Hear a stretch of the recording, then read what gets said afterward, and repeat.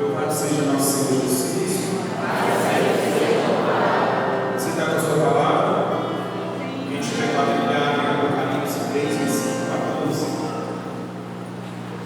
Apocalipse 3, versículo 14.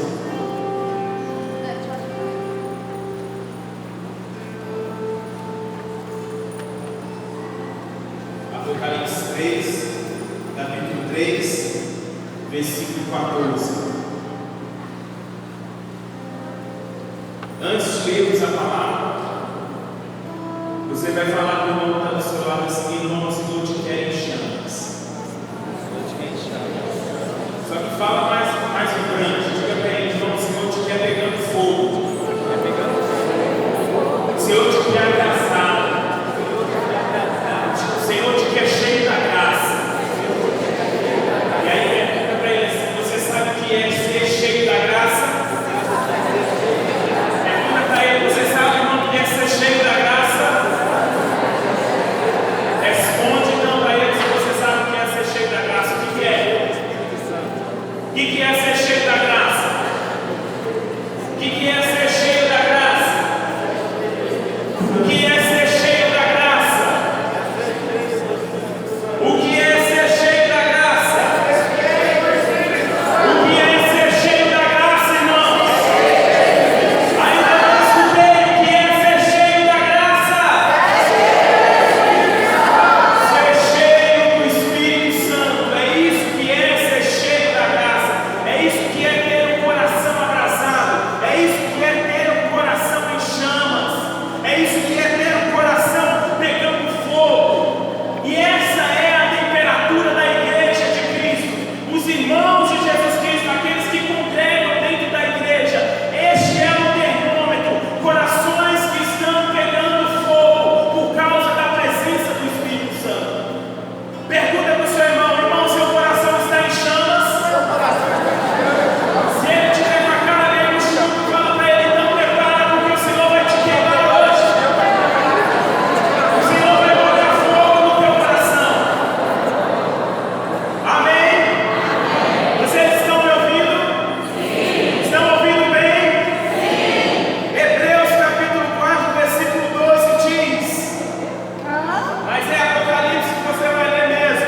Mas Hebreus capítulo 4, versículo 12 diz: porque a palavra de Deus é viva, eficaz, mais penetrante do que a espada de dois gumes, e atinge até a divisão da alma e do corpo, das juntas e medulas, e discerne os pensamentos e as intenções do coração.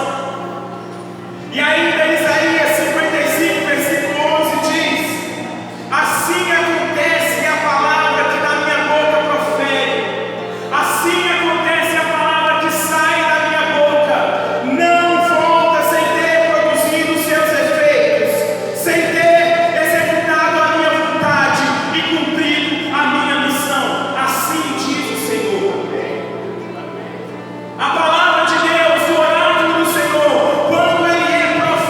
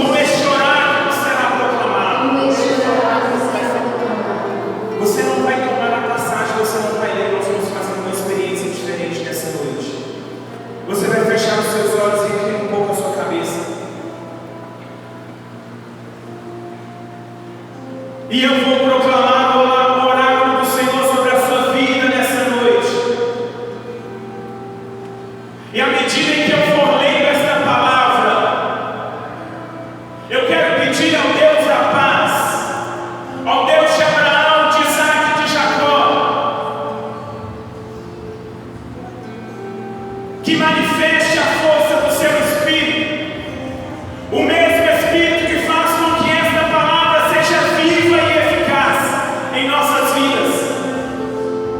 À medida em que eu proclamar este oráculo, não será mais a voz do Joca a proclamá-la, mas é a própria voz do Espírito a falar sobre o teu coração. E quando esta palavra do Senhor entrar sobre os seus ouvidos, o seu coração vai reconhecer que é Deus quem está falando com você nessa noite, que é o Espírito Santo quem está comunicando ao seu coração essa noite. E essa palavra trará a você discernimento, sabedoria. Essa palavra irá orientar o seu coração. Por isso, escute o oráculo do Senhor. Apocalipse 3, versículo 14. Ao anjo da igreja de Laodiceia, escreve: eis o que diz o Amém, a testemunha fiel e verdadeira, o princípio da criação de Deus. Conheço as tuas obras, não és frio e nem quente. Oxalá fosses frio ou quente, mas como és morno, nem frio e nem quente, vou vomitar-te.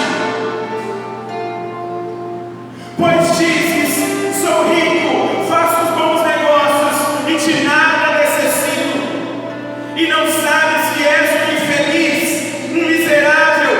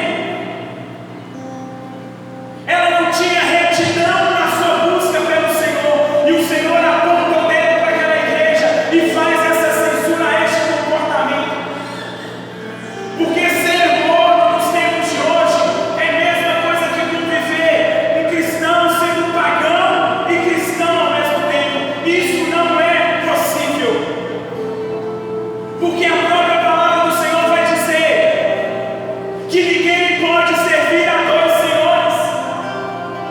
Ou você amará um e odiará o outro, ou você amará o outro e odiará o outro.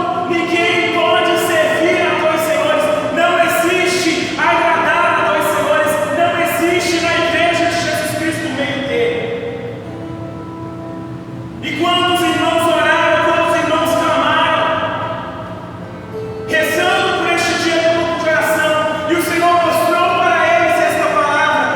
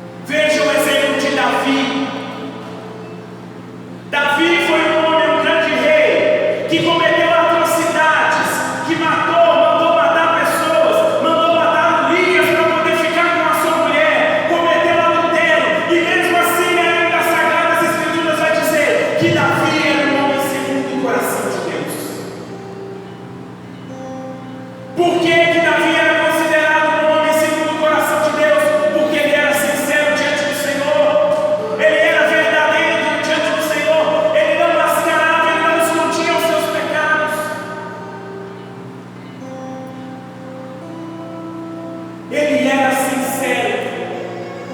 E por causa de Davi, Deus honrou a sua casa.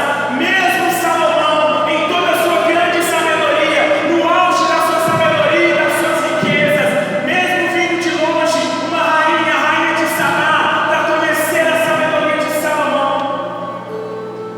E ainda assim, Salomão, em toda a sua glória, ele se corrompeu.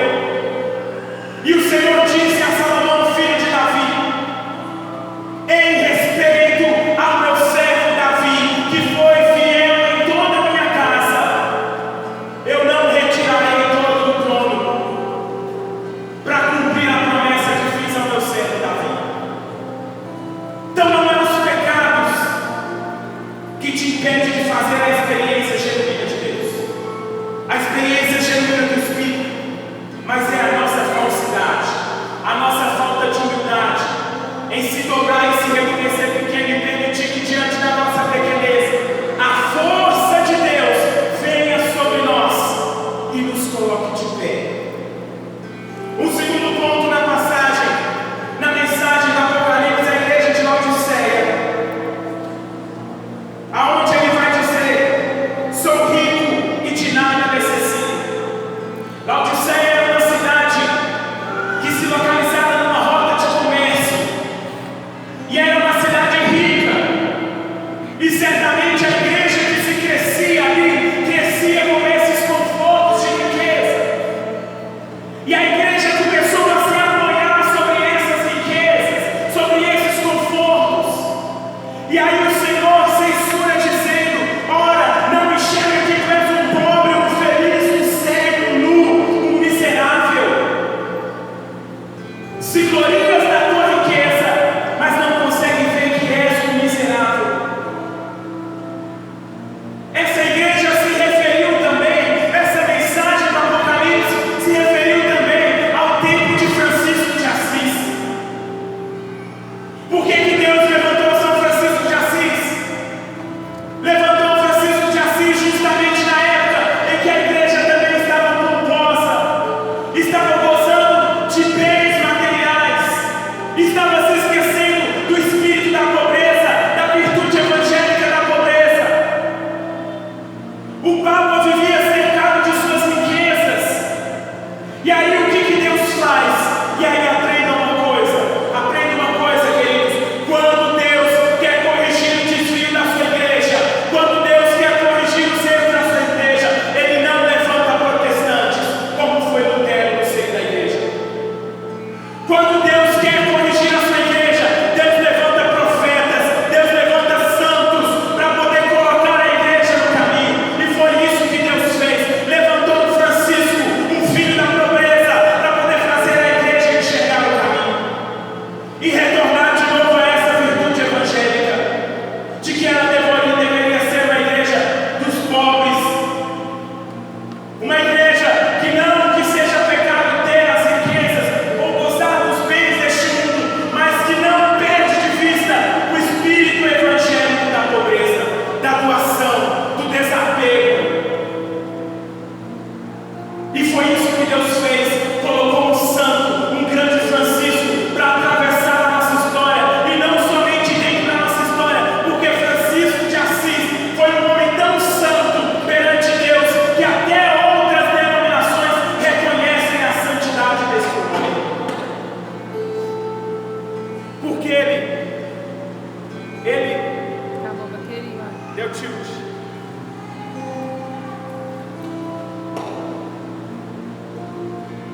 Socorre, irmão.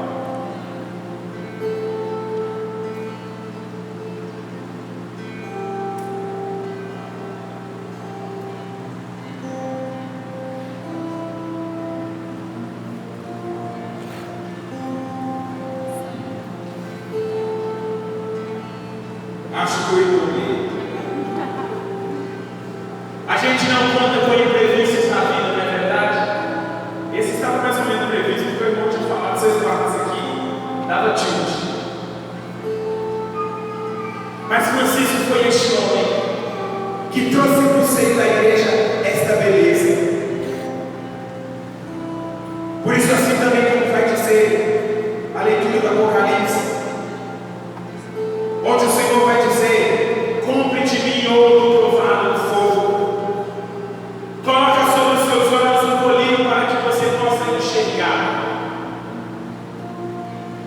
Queridos, quando nós falamos que precisamos nos converter, abandonar o pecado, nós precisamos entender uma coisa: isso é graça de Deus, isso é graça de Deus, isso é graça de Deus. Não significa que talvez você esteja cometendo pecados, porque talvez você não tenha grandes desvios na sua vida, mas existe uma semente do pecado em nós, existe uma força interior, aquilo que nós chamamos de concupiscência da carne, aquilo que nós chamamos de pecado original, que faz todos nós pecadores diante de Deus, que faz de todos nós necessitados da graça de Deus. E é esse pecado que deixa a nossa alma, aquilo que os grandes santos vão dizer, deixa a nossa alma uma alma tíbia. Os grandes mestres de oração, São Bento, São João da Cruz, Teresa de Ávila, vai usar essa expressão das almas tíbias, vai traduzir a palavra morno, para se traduzir para tíbia. E o que é uma alma tíbia? Alma tíbia, tibieza, é um estado de fraqueza, de frouxidão, de debilidade, falta de ardor, de entusiasmo, frieza espiritual. Isso é uma alma tíbia. E infelizmente, ou vai dizer o padre Paulo Ricardo no seu curso sobre a santidade, essas são as famosas almas retardatárias dentro da igreja, porque elas não avançam. E muito pior, e aí eu vou dizer para nós que somos liderança, para nós que somos linha de frente, coordenadores de grupo de oração, para nós que somos liderança, muitas das vezes nós não avançamos e ainda impedimos de um povo que depende do nosso avanço, fica parado, estagnado e não avança porque nós também não crescemos. Porque quando Deus te constitui como líder na igreja, Ele te dá graça e te dá luz para que você consiga trilhar um caminho de perfeição, para que você consiga trilhar um caminho de santidade, porque o brilho da sua santidade é avanço espiritual para aqueles que te seguem, para aqueles que te ouvem. As suas ovelhas dependem do seu avanço espiritual. E muitas das vezes nós vemos a nossa igreja, a nossa amada igreja católica, uma igreja morna, uma igreja fria, uma igreja relativista.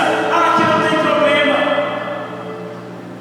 Você vai se confessar e o sacerdote te diz: não é pecado.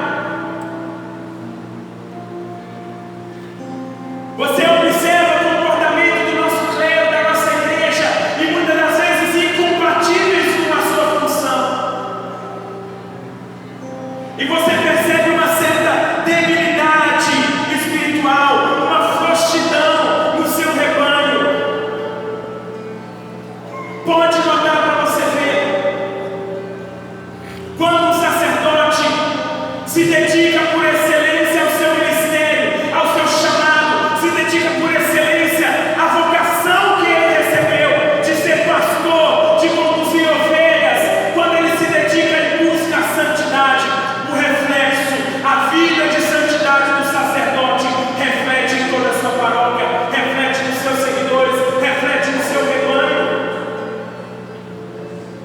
Porque a santidade, ela é uma luz, ela é como um farol em meio ao grande oceano, que dá norte, que orienta as pessoas, que apontam o caminho, assim como apontam para os grandes navios. Qual é a direção? Qual é o rumo? E nós sofremos essa frieza espiritual também no seio da nossa igreja, e essa mensagem ela é atual para os nossos dias de hoje. E qual é a forma, qual é o único jeito de vencermos esse estágio de tibieza, de frieza espiritual? Só existe um remédio. Só e do qual nós fazemos memória. Atos dos Apóstolos, capítulo 2, o dia de Pentecostes, o andar de cima, a sala de cima, é o lugar onde toda frieza é aquecida pela presença do Espírito Santo. O andar de cima, a sala do Senado, é o lugar onde o Espírito Santo queima todas essas mazelas da sua igreja. Antes do Concílio Vaticano II, virada do século XIX para o século XX, o Espírito Santo incomoda o coração da Beata Helena Guerra e começa a dizer para ela: escreva para o Papa. E naquela época era o Papa Leão XIII, e o Espírito Santo falava com ela: diga para o Papa que a igreja precisa voltar para o Senado. E a pequena Beata Helena Guerra se perguntava: mas o que eu vou falar para o Papa? O Papa não vai me dar ouvidos. Mas o Espírito Santo incomodava o coração daquela mulher, e ela começou a escrever para o Papa, incomodando o coração do Papa, e dizendo: Papa, a igreja precisa voltar para o Senado, a igreja precisa fazer a experiência de Pentecostes. E assim, não porque era a Beata Helena Guerra que queria, mas porque nos bastidores havia uma força que penetrava todas as coisas, a força do Espírito Santo. Começou a incomodar o coração do Papa Leão XIII. Então nunca se tinha havido escrito algo sobre o Espírito Santo no seio da igreja. Então o Papa resolve escrever uma encíclica ao Espírito Santo. Depois o Papa ordena que fosse feita orações em todas as dioceses voltadas para o Espírito Santo. Na sequência, o Papa, na virada do século XIX para o século XX, o Papa faz uma solene consagração do século XX à presença do Espírito Santo, à manifestação do Espírito Santo. E aí sabe o que acontece depois disso, irmãos? Registros relatam que depois que o Papa Leão XIII consagrou o século XX ao Espírito Santo, começou-se a ver manifestações carismáticas em todos os lugares do mundo. Inclusive relatos de pastores protestantes. Vai dizer no livro do Reinaldo Bezerra, que ele escreve sobre a Beata Helena Guerra, pastores protestantes renomados que reconhecem e dizem: vocês pensam que aquela oração que o Papa fez, consagrando o século XX ao Espírito Santo, era apenas um rito da Igreja Católica? Não era um rito da Igreja Católica. Quando o Papa consagrou o século XX ao Espírito Santo, foi como se o Papa tivesse ido lá na sala do Senado, pegado a chave, abrindo as portas e as portas abertas, disse para a igreja: vamos entrar novamente no Senado. E o Espírito começou a se manifestar carismaticamente, começou-se a ver uma onda de milagres em todo o mundo. E o mais conhecido, renomado que nós conhecemos, um livro pequenininho azul, dos inícios da renovação carismática, muito lido no Brasil, aonde se chamava A Cruz e o Punhal, de Dennis Wilson, dos Estados Unidos. Um pastor que fez uma grande evangelização em meio aos drogados, dependentes químicos, às prostitutas. E esse livro influenciou o surgimento da renovação carismática. Porque quando alguns jovens começaram a perceber o que se estava acontecendo na outras igrejas, eles se questionaram e perguntavam: por que a nossa igreja está fria? Por que o Espírito Santo não se manifesta na nossa igreja com essa intensidade? E incomodados com isso, eles resolvem fazer um retiro espiritual no final de semana, conhecido como Retiro da Universidade do Kessler, nos Estados Unidos. Aqueles jovenzinhos se reúnem para meditar no livro dos Atos dos Apóstolos, e sem entenderem nada, uma das pessoas que estava naquele retiro entra para a capela, e o que Deus faz? Deus batiza